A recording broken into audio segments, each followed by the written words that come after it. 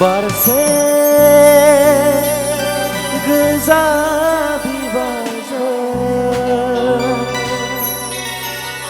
मादि इशारा बिजों गोदान बोसोराव नों हरनाय ग्रिटिंसाव गोसो आंनि उसाव बागाव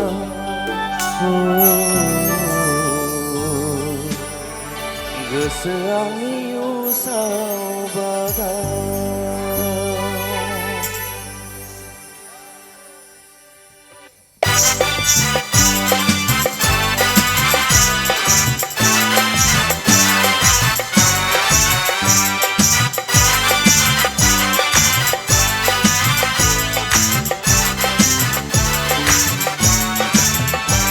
बारसे गोजा बिबारजों मानि इशारा बिजों गोदान बोसोराव नों हरनाय ग्रिटिंसाव गोसो आंनि उसाव बागाव गोसो आंनि उसाव बागाव आरो गांसे गोजा रुमाल खायमा गोथां फारि गाबनि खनायाव गोथां गाबजों एरफबनाय बारसे बिबार मानि इशारा बिजों देग्लायनि गोदान बोसोराव मानि इशारा बिजों देग्लायनि गोदान बोसोराव बारसे गोजा बिबारजों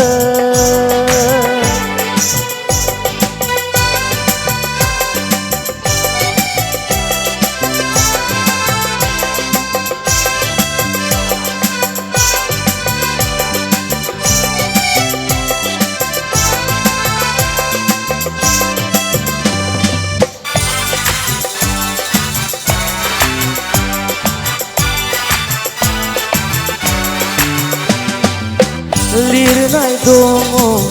बे ग्रिटिंस बिलाइयाव मोजां हास्थायना आंनि इयुनाव लिरनाय दङ बे ग्रिटिंस बिलाइयाव मोजां हास्थायना आंनि इयुनाव आरो दङ फारसे बिलाइयाव समायना महर बिबारनि सावगारि मानि इशारा बिजों देग्लायनि गोदान बोसोराव मानि इशारा बिजों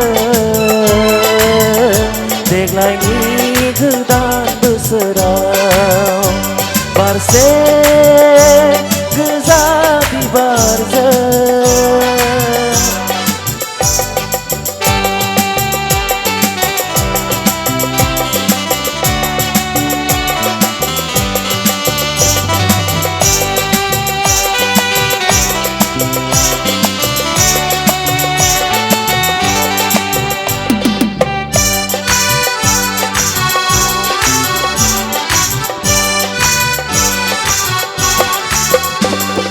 गोसो आंनि गोजोननाय मोनबाय गोरबो आंनि अनसायना लाबाय गोसो आंनि गोजोननाय मोनबाय गोरबो आंनि अनसायना लाबाय नों हरनाय ग्रिटिंस बिलाइ नों हरनाय गांसे रुमाल आंनि गोरबो बिखायाव नोंखौनो बरायना लाबाय आंनि गोरबो बिखायाव नोंखौनो बरायना लाबाय बारसे गोजा बिबारजों मानि बिजों हरनाय ग्रिटिंसआव गोदान बोसोराव गोसो आंनि उसाव बागाव गोसो आंनि उसाव बागाव आरो गांसे गोजा रुमाल खायमा गोथां फारि गाबनि खनायाव गोथां गाबजों एरफबनाय बारसे बिबार मानि इशारा बिजों देग्लायनि गोदान बोसोराव